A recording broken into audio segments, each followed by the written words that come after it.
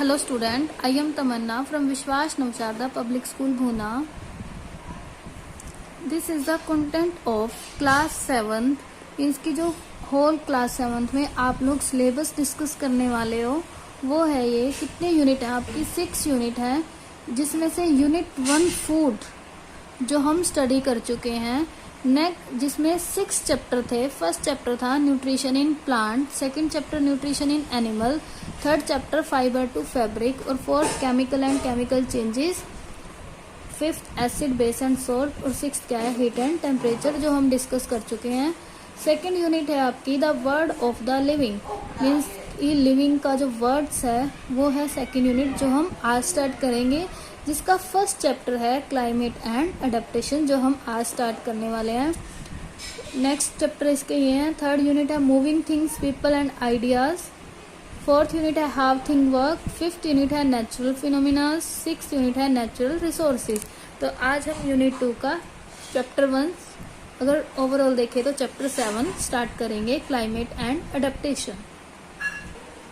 देखिए climate and adaptation, climate क्या होता है, जलवायु, जो हम आज डिस्कस करेंगे। तो इस चैप्टर में जो हम स्टडी करने वाले हैं वो क्या क्या है, climate, weather, adaptation of animal to different climate, के अलग अलग क्लाइमेट में एनिमल्स किस तरह से अपने आप को अडेप्ट करेंगे। What is the weather like today, कि आज का वेदर कैसा है। Was it same for few days ago, क्या ये कुछ दिनों पहले का सेम है। Do you think weather depends on the time of year, क्या वेदर जो है वो टाइम ईयर के टाइम पे डिपेंड करता है। When you talk of weather what are the terms you think of, अगर आप वेदर के बारे में बात करते हैं जब, तो आप क्या सोचते हैं। तो आज हम क्लाइमेट से स्टार्ट करेंगे। तो क्लाइमेट क्या है, the weather of a place over a long period of time is called climate, means किसी जगह का वेदर लंबे समय के लिए जो है उसे हम बोलेंगे क्लाइमेट। तो factor affecting the climate of the earth, climate को कौन कौन से फैक्टर अफेक्ट करेंगे। The climate of a place depend on many factor, अलग अलग फैक्टर पे किसी भी प्लेस का क्लाइमेट डिपेंड करेगा। First and foremost of which is the location and nature of the अर्थ, पहले क्या है लोकेशन उस प्लेस की, दूसरा क्या है अर्थ का nature. Firstly we will discuss distance from the earth. The distance of the earth from the sun is one of the major factor that determines the climate on the earth।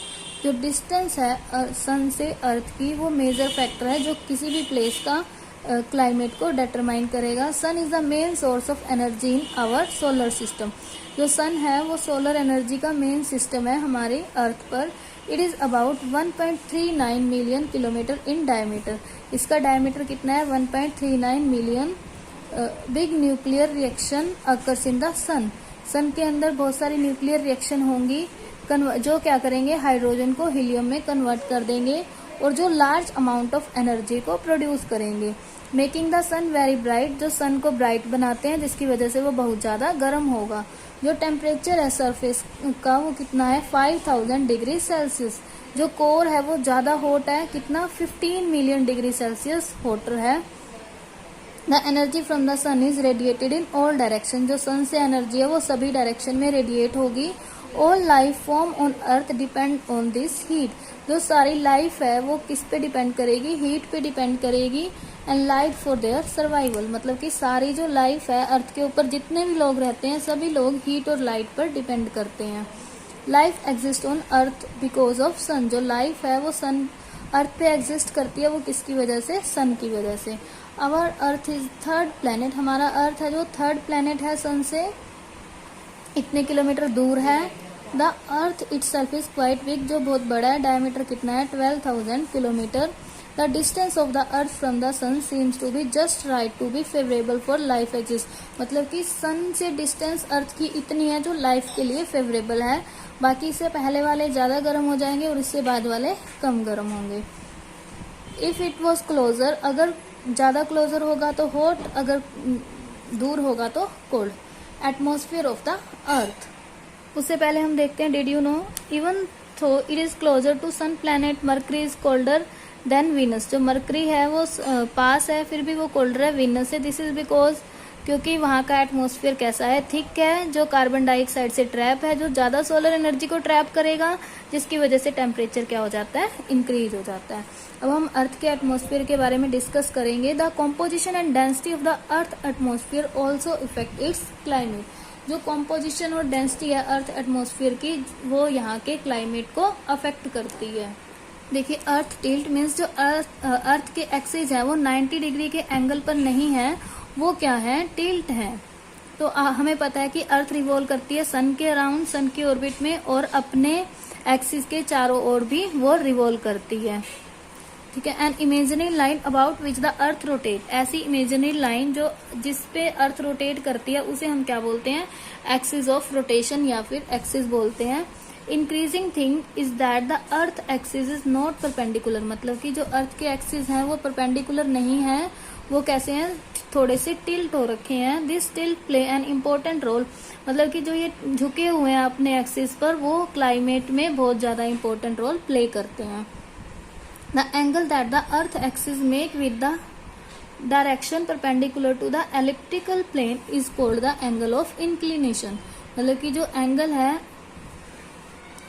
That the earth axis make with the direction perpendicular to the elliptical plane, मतलब कि elliptical plane के साथ जो अर्थ का axis angle बनाएगा उसे हम क्या बोलते हैं, एंगल ऑफ इंक्लिनेशन। ये क्या है, 23.5 डिग्री। ठीक है। द अर्थ टिल्ट, जो अर्थ है इस तरह से टिल्ट है, देखिए यहाँ 23.5 डिग्री, ये परपेंडिकुलर नहीं है, ये थोड़ी सी टिल्ट है, देखिए इतना इधर से और इतना ही इधर से, मीन्स डायरेक्शन अलग हो गया, यहाँ से कहाँ हो गया, साउथ से यहाँ नॉर्थ पे। If the angle of inclination would have been zero, अगर जीरो हो जाए inclination angle, the earth axis would be perpendicular, तो अर्थ एक्सिस क्या हो जाएंगे, परपेंडिकुलर हो जाएंगे। The earth tilt is responsible for the occurrence of season, जो अर्थ की टिल्टिंग है उसकी वजह से सीजन बनते हैं। देखिए 21 March, spring in the northern hemisphere, northern में क्या होगा, स्प्रिंग, और साउथर्न में क्या होगा, ऑटोमन, मतलब बसंत, पतझड़। 21 एंड 22 दिसंबर को विंटर होगा नॉर्थर्न में और समर होगा साउथर्न में। सितंबर में यही इसका अपोजिट हो जाएगा, जून में इसका अपोजिट हो जाएगा। ठीक है, ये है सीजन जो किसकी वजह से बनते हैं, अर्थ के टिल्ट होने की वजह से। नेक्स्ट है sunrise and sunset. You must have notice that during winter the sun seems to rise later, sun जो है वो लेटर राइज होगा और गर्मियों में वो जल्दी हो जाता है। ठीक है। अब एक्टिविटी स्टडी करते हैं। To study sunrise and sunset time and plot the data on a graph. हम क्या करेंगे, डाटा ग्राफ पे ड्रॉ करेंगे सनराइज और सनसेट को ऑब्जर्व करके। डाटा ड्रॉ करने के लिए हमें क्या चाहिए, पेंसिल, पेपर, ये सब चाहिए। मेथड क्या है, हमने सनराइज और सनसेट का कई दिन तक टाइम नोट करना है। ठीक है। फिर एक्स एक्सिस और वाई एक्सिस के अलोंग उसे ड्रॉ करना है। फिर सारे जो पॉइंट्स आएंगे उन सभी को मैच करके बीच के स्पेस को कलर करना है येलो और ऑरेंज से, सनसेट और सनराइज का। फिर हमने इंटरनेट का यूज करके ग्लोब से देख के सनराइज और सनसेट ग्राफ बना के हमने एक सिटी चूज करनी है इक्वेटर पे और 1 सिटी चूज करनी है पोल पे। तो अगर हम ऐसा सब करेंगे तो हमारी ऑब्जर्वेशन क्या होगी, we will find that through the year sunrise and sunset time varies, मतलब पूरे साल में जो सनराइज और सनसेट का टाइम है वो वेरी करेगा, वो तो हम लोग देखते भी हैं। द वेरिएशन जो है very mild for place close to the equator, मतलब कि जो वेरिएशन है इक्वेटर के पास जो प्लेस है वहां पे बहुत मिल्ड होगी, मतलब थोड़ी सी होगी। लेकिन ड्रास्टिक कंडीशन कहाँ पे होगी, जो पोल पे, मतलब उनमें बहुत ज्यादा डिफरेंस होगा।